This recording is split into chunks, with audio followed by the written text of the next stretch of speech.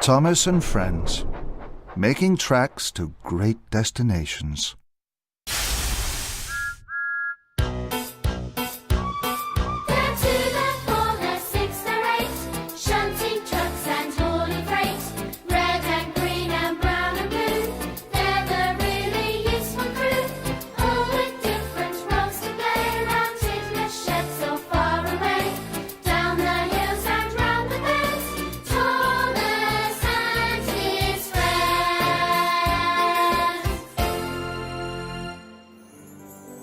The island of Sodor is surrounded by beautiful blue sea.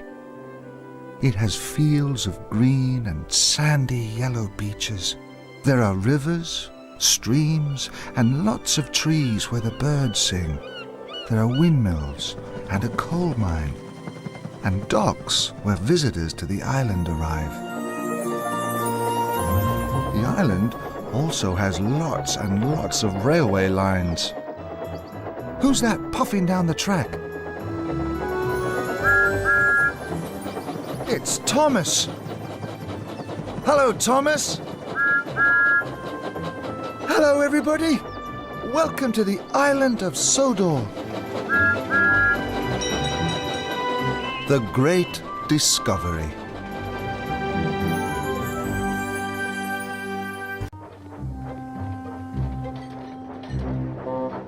Thomas chuffed slowly toward the bridge. The bridge looked very old, and it was very high, and the ravine was very deep. Thomas could hear rocks falling into the ravine. He felt a little scared. I like high bridges, but this one is really high.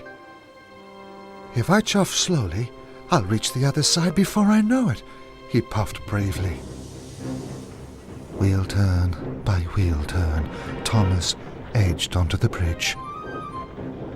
I am brave and I am strong. I'll get to the wharf and it won't take long, he chuffed to himself. Thomas was now halfway across the bridge. The sound of the falling rocks was louder and louder. The bridge had started to shudder and shake. Thomas didn't like it at all, but he wanted to get to the other side. Then Thomas heard a mighty crack. Part of the bridge in front of him came away from the rocks. Cinders and ashes, cried Thomas. I must get back to safety. He was very scared. Then Thomas started to reverse. He puffed slowly and carefully. Then there was another mighty crack.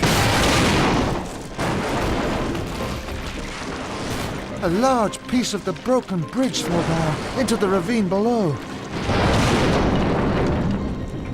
With the biggest puff he had ever huffed, Thomas pushed backwards onto the hillside. I'm safe, he cried. Just as the last part of the bridge groaned and swung over the deep ravine.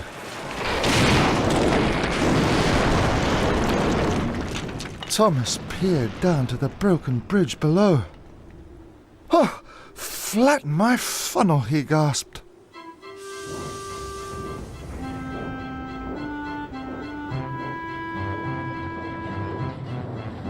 Thomas puffed back to the junction.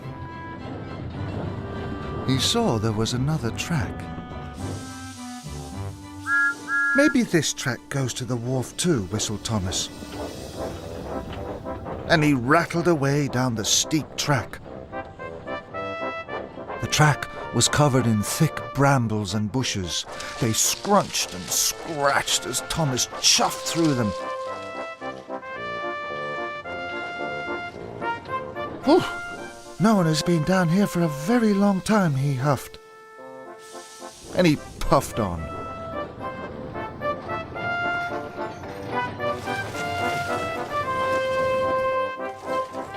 Then Thomas gasped. He had arrived at a hidden town. It was overgrown, rusty and very old. Bubbling boilers, Thomas cried. There were lots of old buildings and a station covered in ivy. What a funny place to have a town, he tooted. Thomas was very excited. I wonder what else I'll find, he wished. Thomas chuffed to a halt. Fizzling fireboxes, he gasped. Thomas had never seen such an amazing sight. There are so many buildings. It must have been a very large town, he cried. That looks like part of a tower. Thomas was very excited indeed. I must tell everyone about this, he tooted loudly.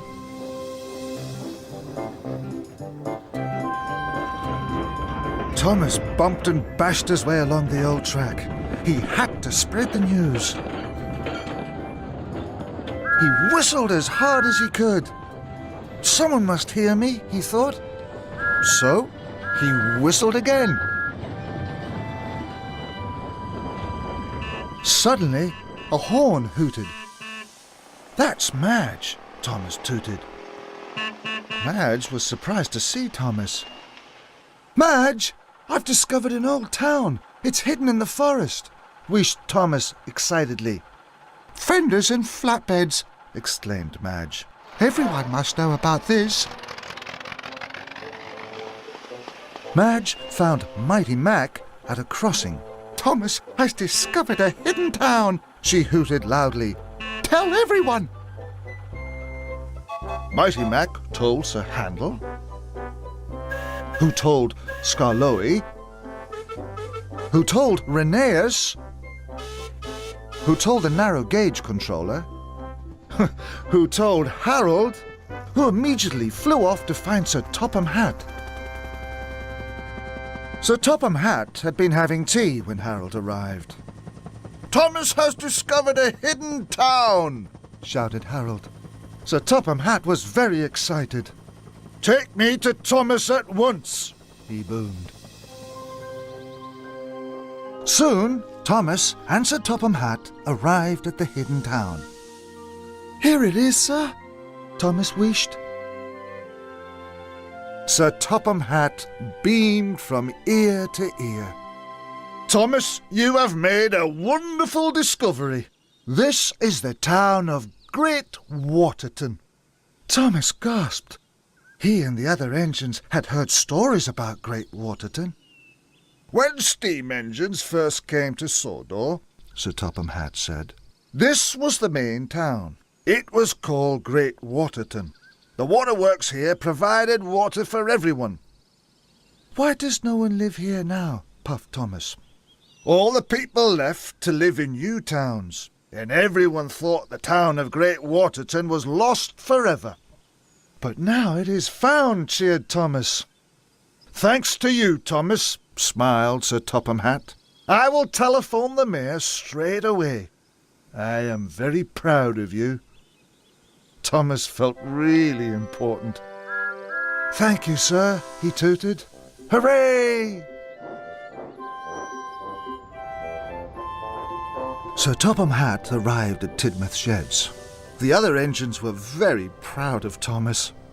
The town of Great Waterton is to be restored in time for Sodor Day, he boomed. The restoration will be a lot of work. Percy was puzzled. What's restoration? He wished quietly. Restoration, groaned Gordon loudly. That is when you make something very old look new again. There are many jobs to be done, Sir Topham Hatt added. All the engines were pleased. Sir Topham Hatt gave each of the engines important jobs. They whistled and tooted in excitement. Now, I will telephone Miss Jenny. We need the help of the Sodor Construction Company. Sir Topham Hatt telephoned Miss Jenny. Miss Jenny, Thomas has discovered the old town of Great Waterton. We need the help of Jack and his team to rebuild it. It must be ready in time for Sodor Day. How exciting, said Miss Jenny. They will be delighted to help.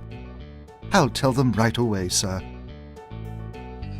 So, Miss Jenny went to see Jack and his team. We will work harder than ever, hooted Jack excitedly. At the depot, Mr. Percival gathered his engines. He spoke loudly. You will all be very busy. The engines whistled and tooted happily. I know you will all do your very best. Mr. Percival cheered.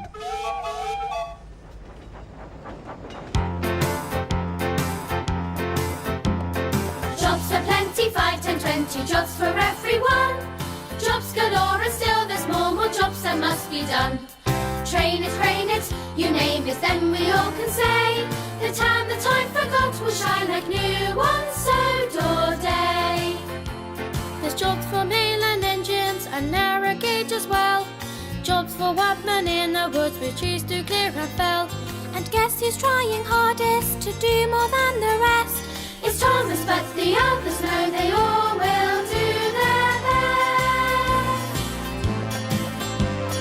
Jobs are plenty, 5, 10, 20 jobs for everyone. Jobs galore and still there's more jobs that must be done. Train it, crane it, you name it, then we all can say the time forgot will shine like new ones, so door day. Emily and Gordon take fallen trees and rocks. James and Edward bringing stone while Henry's at the docks.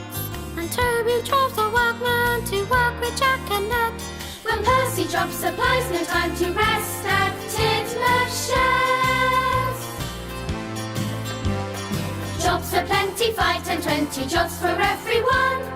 Jobs galore and still there's more jobs that must be done.